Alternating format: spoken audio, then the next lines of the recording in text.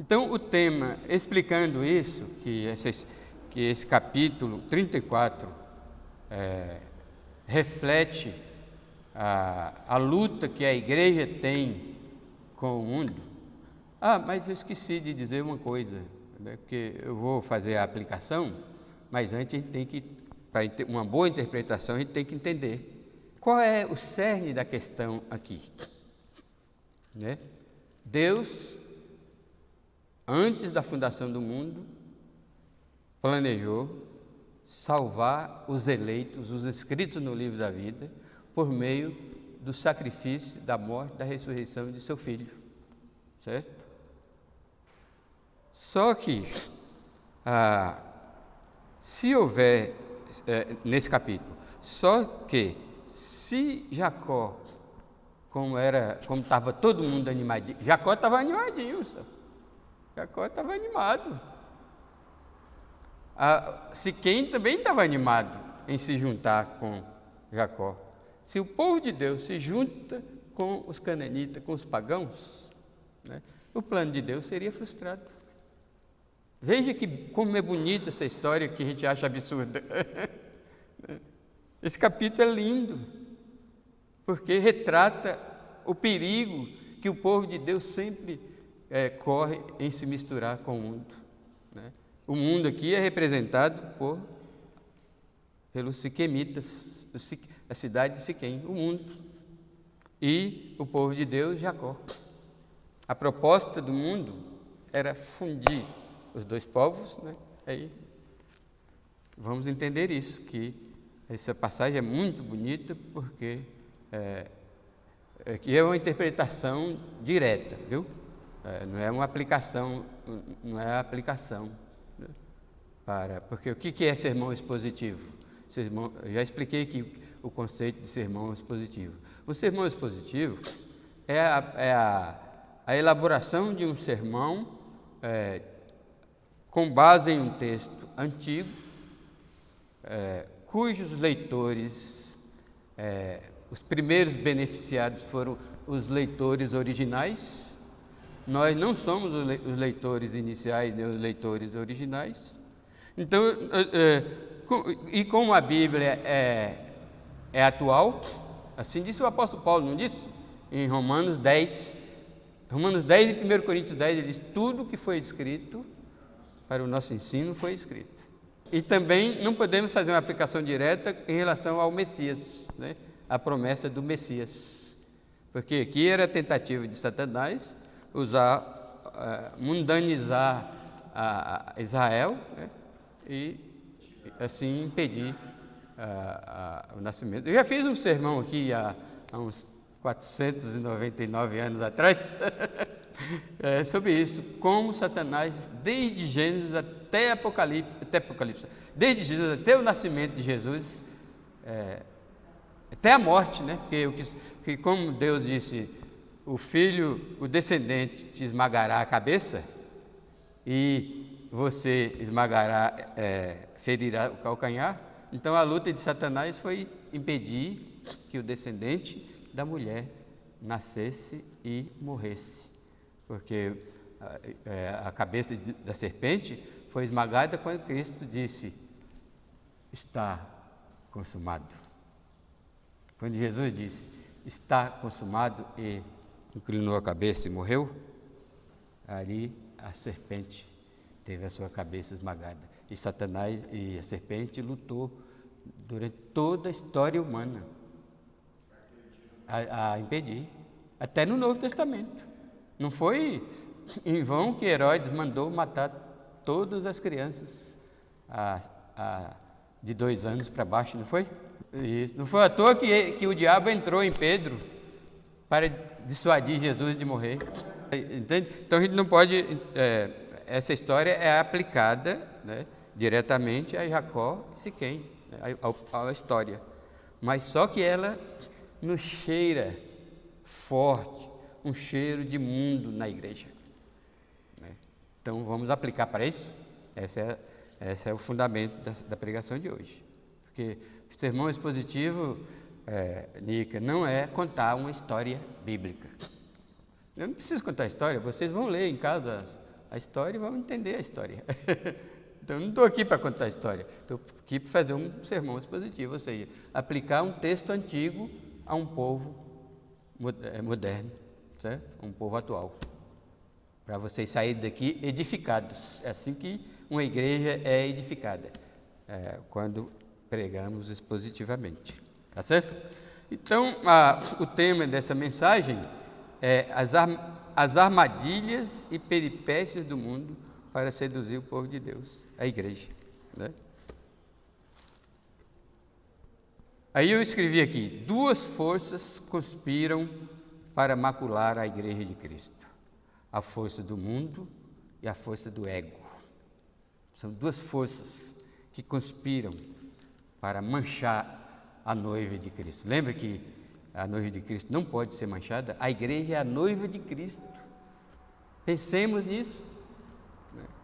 O ego, como essas duas forças conspiram para manchar a igreja de Cristo, a noiva de Cristo?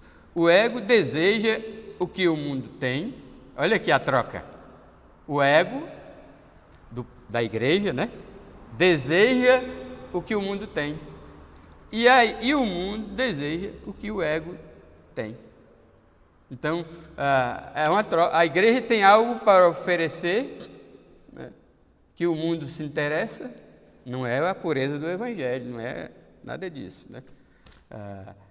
E a igreja fica cobiçando o mundo e o mundo cobiçando a igreja. É claro que são duas, as motivações são diferentes, né? A igreja cobiça o mundo porque querem as comodidades do mundo, querem a riqueza do mundo, querem os prazeres do mundo. As pessoas hoje na igreja quer Cristo, mas quer riqueza, né? Esquece de tantas vezes que Paulo diz: nada trouxemos para este mundo e nada vamos levar. Isso não significa parar de trabalhar, isso não significa que prosperidade é pecado, né? Então, o ego deseja o que o mundo tem e o mundo deseja o que a igreja tem. Juntas, ambas as forças formam uma facção, aí não é ficção não, uma facção poderosa, poderosíssima contra a igreja do Senhor Jesus Cristo. Então, junto o ego da igreja e o ego do mundo. Pronto. Formou-se uma facção criminosa contra a igreja. Mas Deus está no controle de seus planos para que nenhum seja frustrado.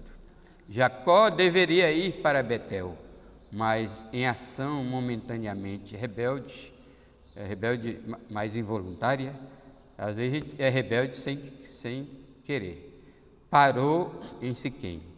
A gente não sabe exatamente a motivação por trás desta parada, mas pode muito bem ser uma estratégia de Satanás para infringir ou se miscuir na vida do povo da aliança. São tentações com a finalidade de desviar o povo de Deus do plano maior. O povo de Deus, estou falando de Israel aqui agora. Qual era o plano maior? O nascimento do Messias. E se Israel se mesclasse com os canaanitas, o plano da redenção teria sido frustrado. E nós não estaríamos aqui tão bem-aventurados. Amém?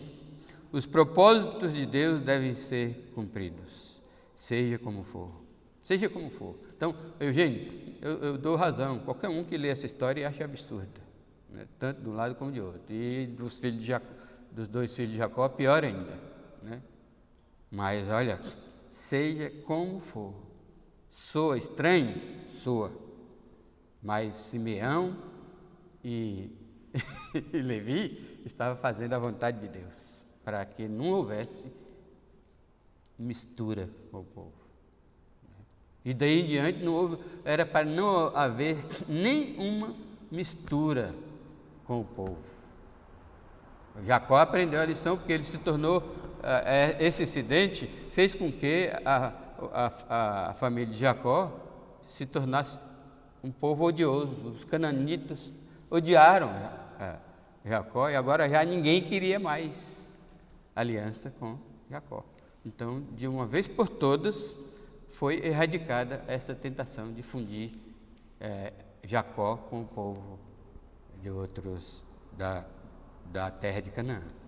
Então, seja como for, os planos de Deus têm que ser cumprido. Sei que isso soa um tanto quanto estranho a nós da modernidade e muito mais aos incrédulos e aos olhos da humanidade sem Deus, ou exacerbadamente humanista. Porque mesmo a igreja, ela pode exagerar no humanismo. Porque aqui e acolá eu sou tentado a agir humanisticamente e esquecer que Deus está sob o controle. Mas é uma coisinha ou outra, mas Satanás quer que nós sejamos humanistas e tenhamos uma cosmovisão humanista, do ponto de vista humano. A cosmovisão cristã não é a partir do que a humanidade pode oferecer. Está vindo aí a eleição para todos os cargos. Vai ser eleito quem Deus quiser, certo? Quem Deus quiser. E o crente fica como? Olhando firmemente para Jesus, o autor e o consumador da fé. Amém? Porque nada vai alterar o plano de Deus. Então a mensagem, ela é meio longa aqui, mas tente memorizar os pontos principais. Então a mensagem para você é o seguinte: você deve vigiar junto ao remanescente fiel da igreja. Esse é o cerne dessa mensagem. Cada um de nós devemos vigiar, ser vigilante. Jesus mandou isso: vigiai e orai para que não entreis em tentação. Então você deve vigiar junto ao remanescente fiel da igreja de Cristo, para ela não cair nas armadilhas e peripécias do mundo para seduzir o povo de Deus, a igreja, a fim de que ela não cumpra o propósito de Deus descrito na epístola aos Efésios, que diz que a igreja é para ser apresentada a Cristo, uma noiva gloriosa, sem mácula, nem ruga, nem coisa semelhante, porém santa, sem defeito. Se vocês lembram da passagem do capítulo 5 de Efésios, sabe que é isso aí. Jesus está trabalhando com sua igreja para, no dia certo, que é o arrebatamento, apresentar a ele uma noiva gloriosa e santa. Por isso que tem as bodas do Cordeiro, que será o casamento de Cristo com a igreja, que a igreja é a noiva pura. Só que Satanás quer manchar. Já ouviu a história do mecânico que tinha uma prima muito querida, e era um sábado, o dia do casamento da prima, e ele se enrolou lá debaixo de um carro lá que estava dando trabalho e não conseguia resolver o problema, e ele estava lá debaixo do carro com o macacão todo sujo de óleo, aí nessas alturas, cabeça, nariz, pé e mão, estava tudo sujo, roupa de graxa e óleo, E lá debaixo do carro ele lembrou que era o casamento da prima, na hora do casamento. A prima já estava entrando na igreja a hora que ele lembrou. Ou já estava, não, a prima já estava sendo oficiado o casamento. Ele, do jeito que ele estava, ele saiu correndo. Casamento da minha prima, que eu mais gosto, hoje eu não posso perder. E ele saiu com tudo, nem lembrou que estava de macacão de mecânico. Quando ele chegou na porta da igreja, já tinha terminado o casamento. E a prima, era a marcha de saída, E ele chegou na porta da igreja, que a prima estava saindo. Ele foi: minha prima querida, parabéns, Deus abençoe. Que ele foi abraçar a prima, juntou lá uns homens fortes, segurou ele. Rapaz, você não pode desse jeito abraçar a noiva, não? Né? Porque se ele abraça a noiva, já era a brancura do vestido da noiva. Entendeu? Aí juntou lá 3 brutamontes lá e grudou eles. Você não vai tocar na noiva, não. Mas é minha prima. Nada. Entendeu? Você está... Entendeu? Então, Satanás é esse mecânico sujo que quer abraçar a igreja de Jesus. Não pode. Amém? Então, você deve vigiar junto com o remanescente fiel da igreja. Vigiar, orar. Vigiar em todo sentido. Vigiar quer dizer não somente orar, né? É tanto que uma criança ouviu esse mandamento aí, vigiai e orai. Aí ele disse, ele achou que era vigiai e olhai, né? E essa criança era tão gulosa, né? Que na hora do almoço, lá, aquela comida, aquele prato gostoso, né? Ele sempre fechava um olho e mantinha um aberto. Aí perguntava, por que você ora com um olho aberto e o olho fechado? Jesus mandou vigiar e olhar. Certo? Então é isso aí. Vigiar é literalmente isso que eu estou falando. Vigie e olhe, para que a igreja de Jesus não seja contaminada. Porque Satanás tenta fazer isso por meio de conchavos, sabia? Satanás faz isso por meio de conchavos egoísticos, tipo Jacó e Harmon, e Siquém, semelhantes aos que os siquemitas propuseram a Jacó e aos filhos de Jacó. E os filhos de Jacó propuseram aos siquemitas. Por exemplo, eu lhe dou prosperidade, é assim que Satanás está trabalhando também hoje, é uma área, né? Satanás propõe, eu lhes dou prosperidade, bem-estar, curas e prevenção milagrosa de doenças, e vocês se comportam como nós. Ou seja, o mesmo que Amor ofereceu a Israel. Amor disse, a terra é vasta, cabe todo mundo, aparentai-vos conosco, dai-nos as vossas filhas, tomai as nossas mulheres, habitais conosco, a terra está ao vosso dispor, a terra cabe todo mundo, habita e negocia nela, e nela tendes possessões. Essa é a sugestão do mundo, para contaminar a igreja, né? Portanto, você vai vigiar junto com o remanescente fiel. E é importante saber disso. Nós não estamos sós. Não existe só a nossa igreja lutando para a igreja de Cristo não se corromper. Graças a Deus, está espalhado pelo mundo afora ainda aqueles que não se curvaram perante Baal. Nós não estamos sós, né? Graças a Deus. Aí, para vigiar, é importante considerar esses 4 pontos retirados aqui do exemplo da família de Jacó e da família de Siquém. Então, a igreja, o primeiro ponto a igreja se expõe à sedução do mundo quando sai para ver as filhas, sai aqui entre aspas, para ver as filhas do mundo, quer dizer, mundanismo, né?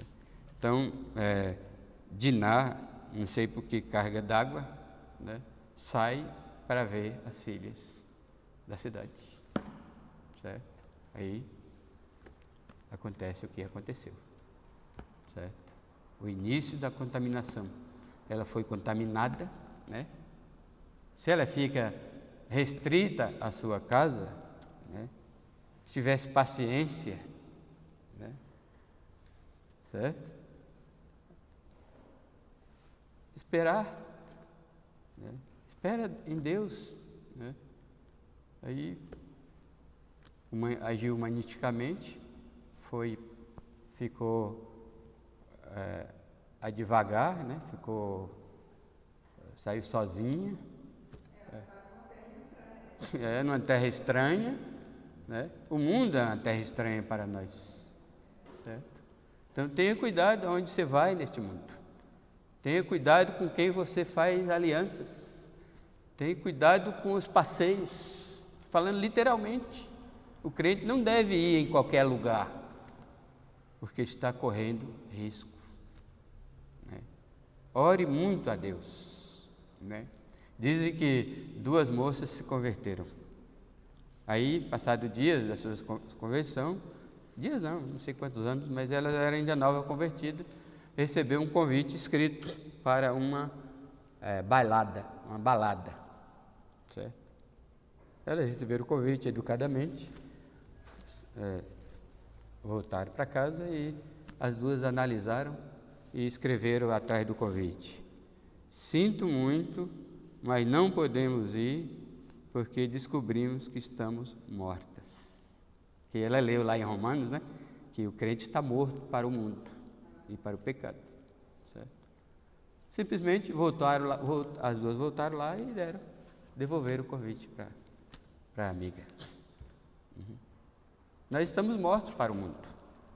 Então por que te ficar passeando por aí? Né? Muitos crentes, verdadeiros crentes, têm sido derrotados e caído em pecado, desagradado o seu Deus, ofendendo, afrontando o seu Deus com os seus pecados, simplesmente porque resolveram sair para conhecer as coisas do mundo. Irmãos, o crente não pode ser movido pela curiosidade. Né? Eu não preciso experimentar o pecado para saber que é pecado. Né? Não preciso.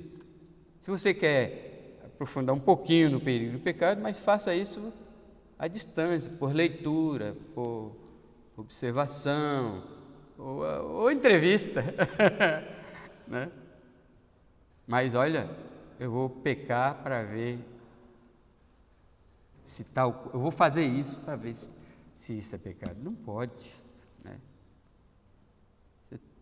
A Bíblia é clara: julgai todas as coisas, retende o que é bom e também abstende-vos de toda forma de mal. Toda a tradução atualizada fala, ou a corrigida fala aparência.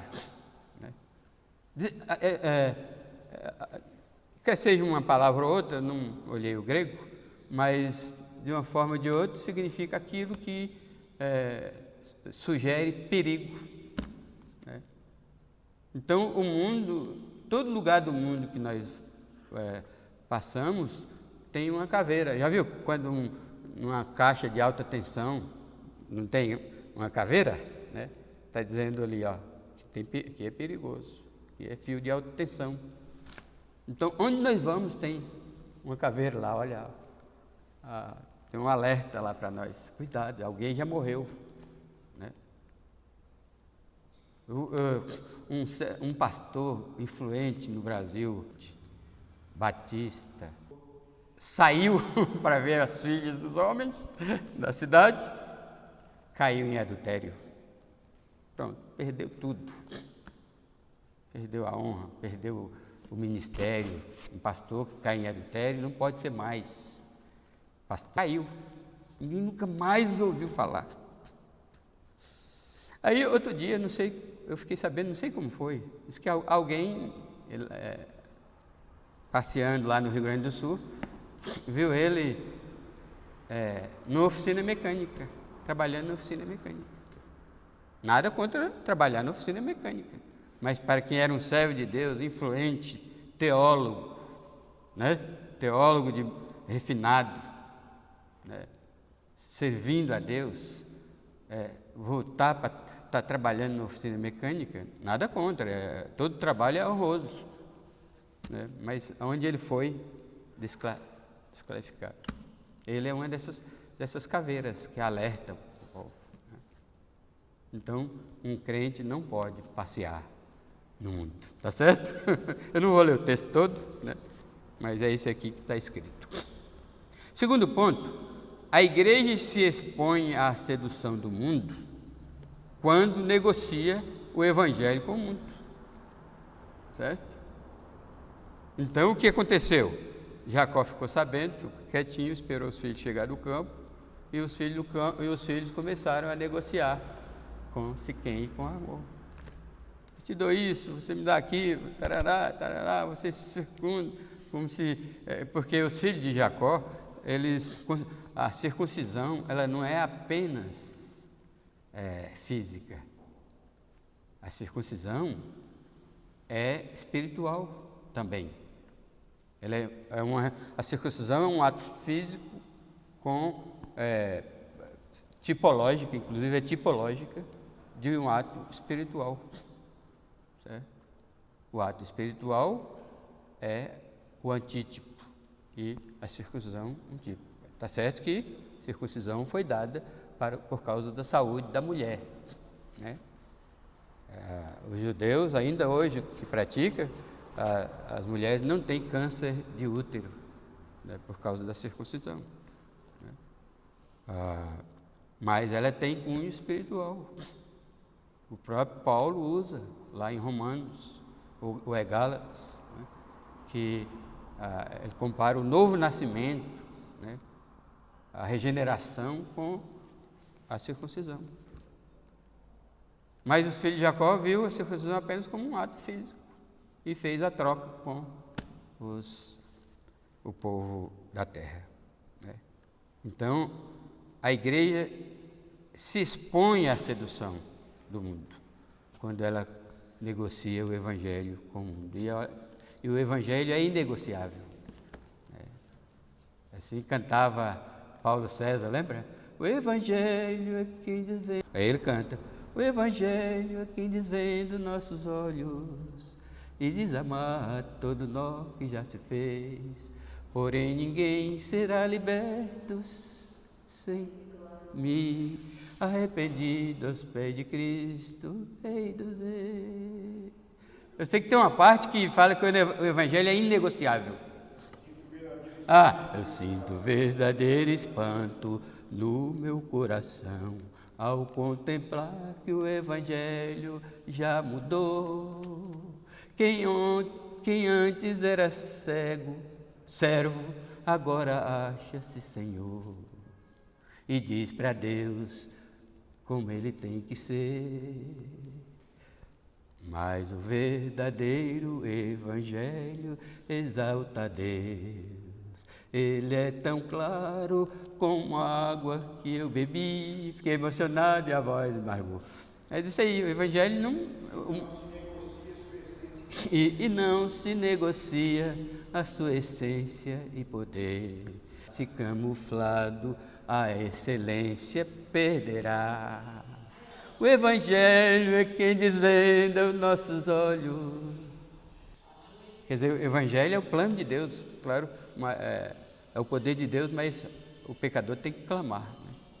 Então, obrigado, Nick. Aí, não pode negociar o evangelho. E é o que a igreja está fazendo hoje, no mundo inteiro, né? Negociando, trocando coisas com o mundo. A igreja cobiça as coisas do mundo, o mundo cobiça as coisas da igreja, né? No sentido de querer contaminá-la para frustrar os planos de Deus, porque o diabo quer frustrar os planos de Deus. Deus tem um plano para a igreja. A igreja está sendo purificada com a água da palavra, não está escrito isso em Efésios? Da palavra. Então, uma das coisas que Satanás tira das igrejas é a palavra de Deus, né? A Bíblia, né? Tirou a palavra de Deus da igreja, né? Por isso que eu dou graças a Deus, porque vocês não se cansam da palavra de Deus, apesar dessa voz de taquara rachada, né? Apesar do pregador não prestar, a palavra presta, amém? Né? Graças a Deus. Vamos para frente rapidinho, senão a gente não termina. Terceira questão aqui, implícita aqui nesse capítulo, que pode ser aplicada à igreja mas, estranhamente, embora não pareça, Deus está defendendo e protegendo a igreja de Cristo, a fim de cumprir o propósito dele para a igreja, certo? Versículo 13 a 17, né? 13 a 17. Então os filhos de Jacó, por causa de lhes haver Siquém violado a irmã de Diná, né? Aqui a simbologia da igreja não é Diná, é o grupo todo. É Jacó e seus 11 filhos. Tem personagens que são centrais, né? Diná não era uma personalidade central no plano da redenção, certo? O estupro, vamos chamar de estupro, de Diná, não é a questão. A questão teológica, né? Não é a questão teológica. A questão teológica é se Jacó se aparentasse com os cananeus. Porque se tornasse como eles queriam, se eles se tornassem um só povo, aí pronto, fracassou o plano de Deus. Aí, como o plano de Deus não falha, Deus tocou no coração de Levi e de Simeão, foram lá e exterminou. Porque esse já era o plano de Deus, terminar com Canaã, matar, destruir. Aí Simeão simplesmente começou, certo? Eu sei que qualquer ateu incrédulo que me ouvir falar isso vai me abominar. Como é que o pastor fala isso? Né? Como é que ele entende isso? Eu não posso mudar o sentido, do plano de Deus. Esse era o plano eterno. Por isso que eu coloquei lá atrás, seja como for. Nem que tenha que destruir uma terra, uma humanidade toda, nem que Deus... E Ele vai fazer isso. O plano, no final, os incrédulos todos vão ser mortos. É só ler a guerra do Armagedon. O que vai acontecer na guerra do Armagedon? A humanidade inteira vai ser morta. Porque Deus não pode ser frustrado em seus planos. Aí vocês não estranham estar interpretando desse jeito, explicando para você desse jeito, porque no final, na guerra do Armagedon, Deus vai destruir a humanidade de tal maneira que o sangue da guerra do Armagedon vai dar no cabeça dos cavalos. Já leu lá? E os mortos vão demorar 7 meses para serem sepultados. Aí a terra vai ficar, só os crentes vão ficar. Só os crentes, só os redimidos pelo sangue, né? Sangue de novo, né? Sangue de Cristo. Tem gente que odeia o cristianismo, porque eles é uma religião de sangue. Então não estranha, isso é exatamente. Então Levi e Simeão estava cumprindo o mandato de Deus. Porque se não faz isso, o que ia acontecer? Depois que a circuncisão sarasse, né? Ia se concretizar, né? a fusão do cristianismo com o calvinismo, a fusão dos dois povos. A fusão dos dois povos significava a derrota, a desgraça dos eleitos escritos no livro da vida. Porque os escritos no livro da vida, a salvação dos escritos no livro da vida está condicionada ao nascimento, à morte e à ressurreição do Messias. Certo? Pronto, frustrava tudo.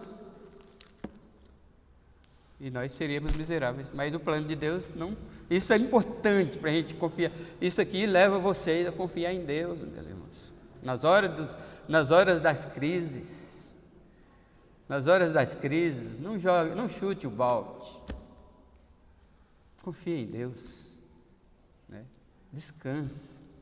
Repouse-se na. Por isso que a Bíblia diz, humilhai-vos, Pedro e Tiago diz, humilhai-vos, pois, sob a poderosa mão de Deus. Isso é muito prático, esse texto aqui é muito prático.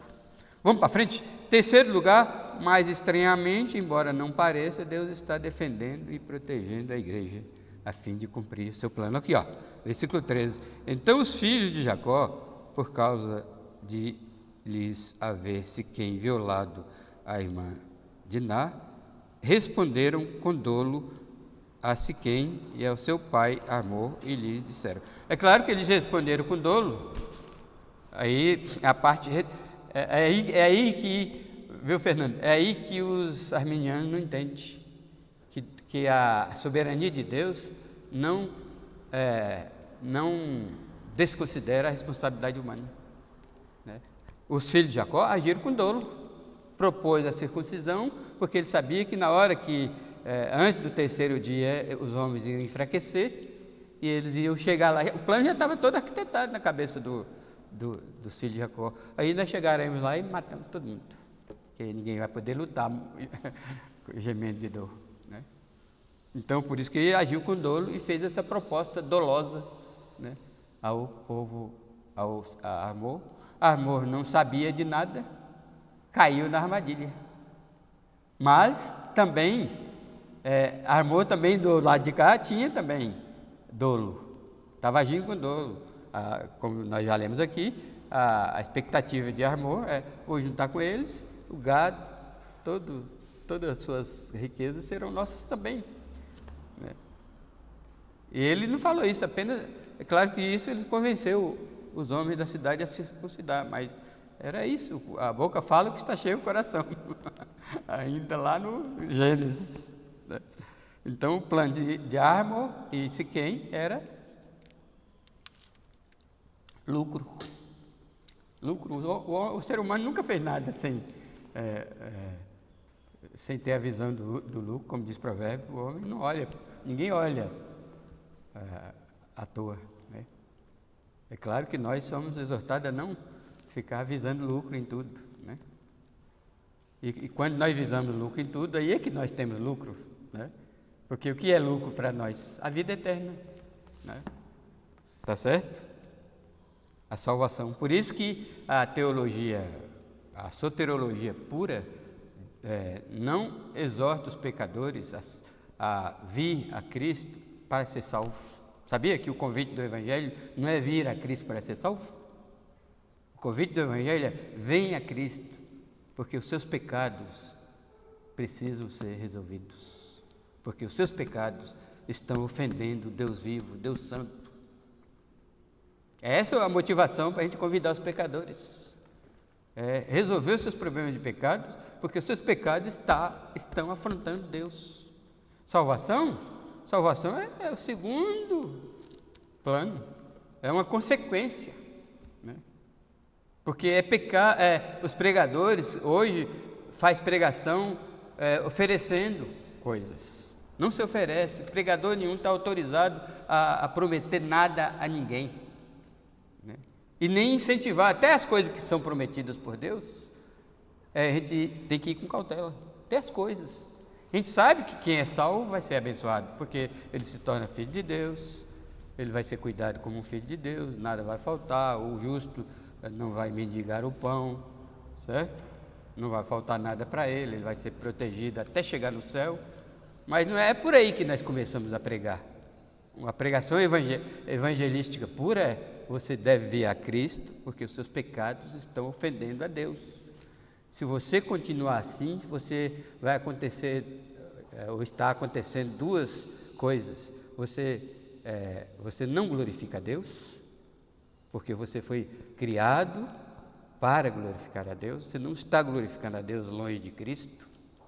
E você está indo, como a gente não sabe quem é eleito e quem não é, né? Ele fala: e você está indo a passos largos para o inferno, porque Deus é vingador do pecador impenitente. Deus é vingador do pecador teimoso, né? Do pecador contumaz, né? E um dia você cairá no lago do fogo. Essas duas coisas deve ser um incentivo para convidar pecadores, porque Deus é santo, não pode tolerar o pecado. Está escrito que Deus é tão puro de olhos que não pode ver o mal. E Deus disse para o povo de Israel: eu virei o meu rosto de vós, porque eu não posso contemplar a maldade. Isaías 59, não é? É isso aí, meus irmãos. Vamos para frente, você entender esse ponto aqui, né? Que Deus, embora não pareça, a gente está vendo a igreja corrompendo com o mundo. Não estamos? Cada dia mais se inventa um estilo de vida da igreja. Cada dia mais a gente é surpreendido, né, com a igreja, com o mundo. Outro dia a Globo estava tocando música gospel. Onde já se viu a Globo se interessar por música de louvor a Deus, tem que ter algo ruim naquela música. Tem que ter alguma coisa mesclada aí com o mundo, para a Globo querer, não somente a Globo, mas todo o sistema de mídia envolver as coisas de Deus. A igreja, Jesus disse: o mundo vos odeia. Então, quando o mundo começa a nos amar, ó, cuidado, meus amados. E por último, em breve Deus vai derramar juízo sobre o mundo e assim continuar até o cumprimento do seu propósito para a igreja de Cristo.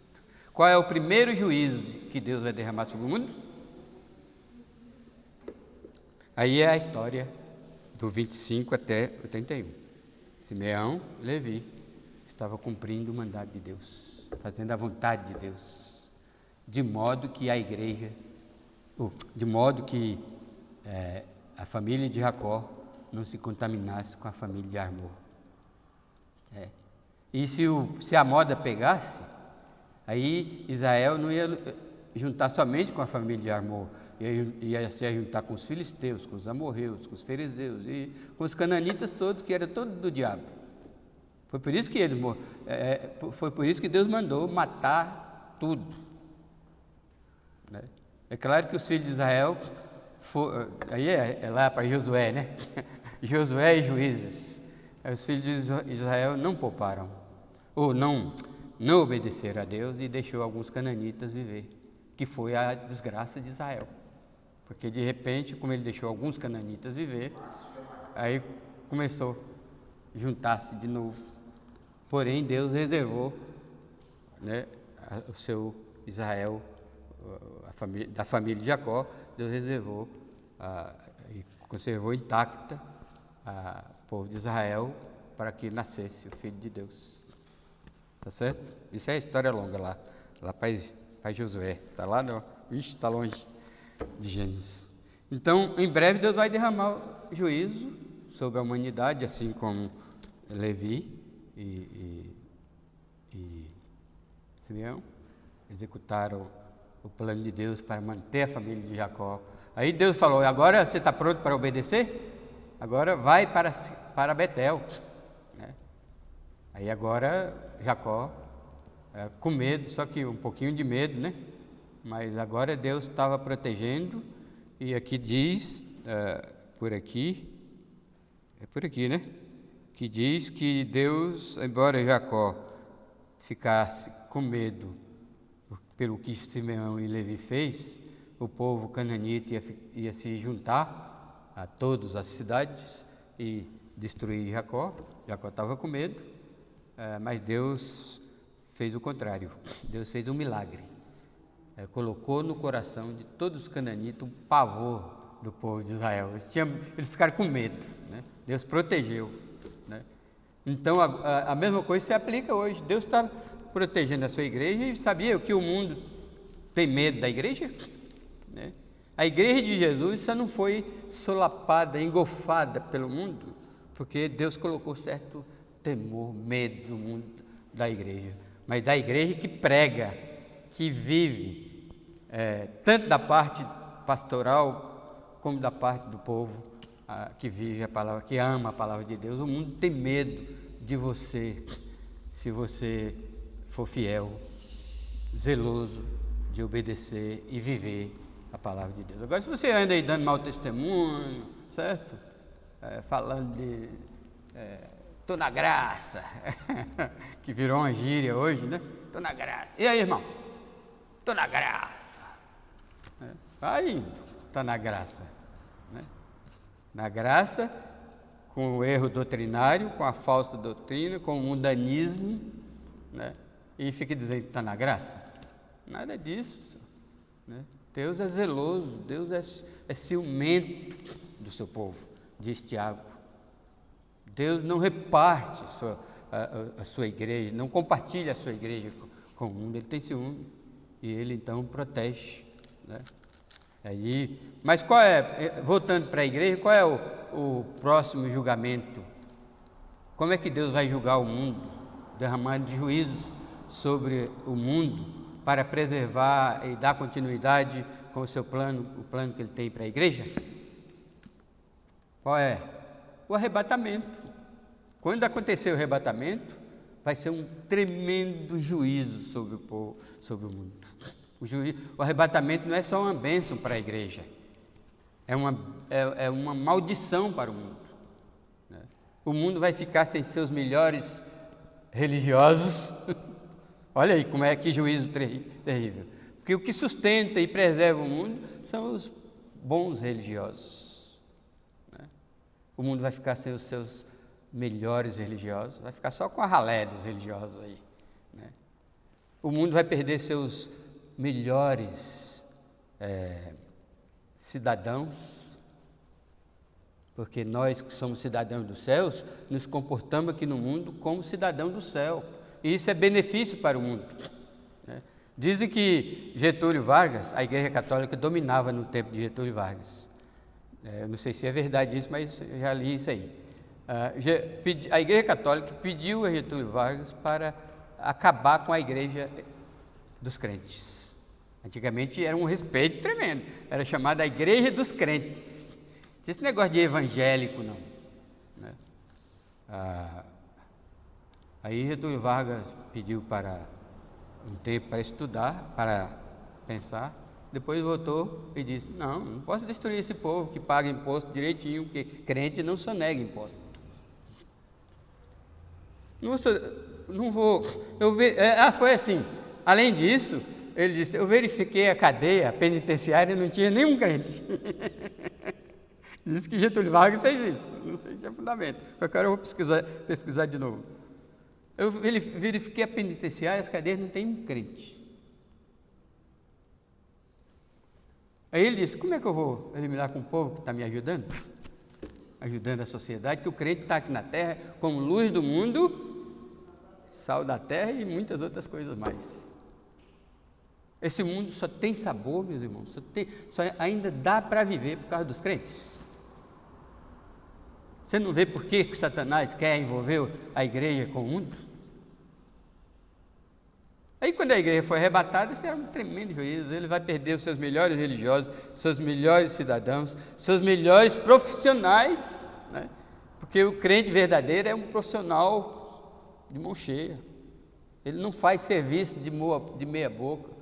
O piloto de avião é bom, o piloto de trem é bom, o motorista de táxi é bom, o faxineiro é bom, o engenheiro é bom no que faz, o arquiteto é bom, o advogado é bom, e o pastor também é bom. Tá certo? É zeloso, o crente quer entregar um produto de primeira qualidade, né, Nica? Como é que é suas flores lá? Não é? As flores da Nica não é? O crente é zeloso para entregar um produto bom. A igreja, o mundo vai perder isso. Certo? Por isso que o bom testemunho do crente está aí. Em ser bom em tudo. Bom, não estou falando arrogantemente, não. Bom não, é fazer bem feito. Lixou direito o móvel, invernizou direitinho, entregou o produto. Tá certo que por causa da ISO 9000, que agora é 9001, 9002, há um sistema de busca de boa qualidade para os produtos, mas o crente ele é muito mais do que ISO 9000, ISO 9001, ISO 9002. É que ISO 9000 é para a indústria, ISO 9001 é para serviços, ISO 9002 eu não lembro para quê. Tá certo? Então é isso. Embora Deus em breve vai derramar um juízo sobre o povo, que é o arrebatamento. Não, tsunami não é um juízo, mas muito leve. O arrebatamento vai causar um desastre total. Não é à toa que os americanos de Hollywood já fez um filme, aperte o cinto que o piloto sumiu. É uma referência ao arrebatamento.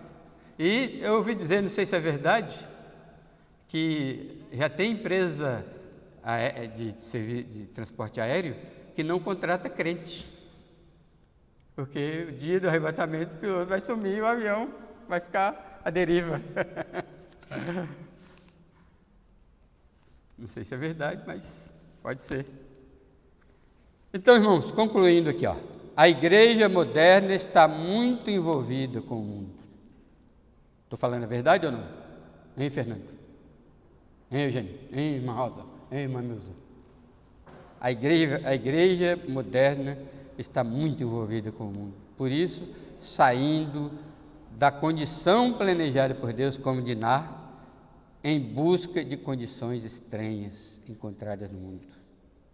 A igreja, nessa busca de obter as coisas existentes no mundo, está constantemente negociando com o mundo.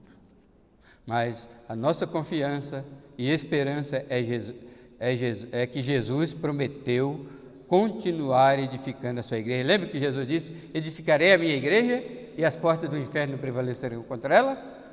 Essa é a nossa esperança, né? Então, Jesus prometeu continuar edificando a sua igreja e que as portas do inferno não prevaleceriam nesta guerra espiritual. É uma guerra, porque, irmãos, em vez de Jacó promover uma união, uma aliança com Armon, ele tinha que declarar guerra ali, na hora. Os filhos de Jacó não precisavam tem que declarar guerra, porque é uma guerra. Nós estamos em guerra contra o mundo. Não brinque com essa guerra, não, irmãos. Estamos nessa guerra espiritual travada no âmbito doutrinário e ético, principalmente. É no âmbito doutrinário e ético. E existem vários exemplos por aí de mundanismo na igreja. Não é só na música gospel, não. Está na pinchação do corpo, do templo do Espírito Santo. Estão pinchando o templo de Jesus, sabia? O que é pinchar o templo de Jesus? Como é que chama isso aqui? Tatuagem. Pinchando o corpo de Cristo. Para parecer, porque o mundo está fazendo isso, os crentes vão lá e pincha. Não, esse corpo de Cristo é para ser, esse corpo nosso, é o templo do Espírito Santo, é para se manter intacto também. Não se contaminar com o mundo. Até na alimentação o crente deve ser criterioso. A alimentação também, porque o diabo está, tudo que é no mundo, diz João, jaz no maligno. O mundo jaz no maligno. Então nós não podemos negociar, fazer nada. Ter cuidado com o mundo. O mundo está querendo nos contaminar, negociar conosco para nos contaminar, irmãos. Então tenha cuidado com as coisas que o mundo faz. É música, é comida, é educação. A educação está uma porcaria. Está suja pelo diabo. A educação hoje é ideologia de gênero, é tudo, né? É aborto, coisa feia. Quando eu entrei no curso de filosofia, o meu professor, ele disse assim para mim: Juvenal, um mês depois, Juvenal, guarda a sua crença, porque aqui você vai ouvir um monte de heresia. Aí eu falei: professor, eu estou firme. Então, é no amplo doutrinário e ético que o mundo está querendo manchar. E, finalmente, temos a bendita esperança do arrebatamento da igreja. Só isso. Vamos esperar. Mas lutar. É guerra contra o mundo.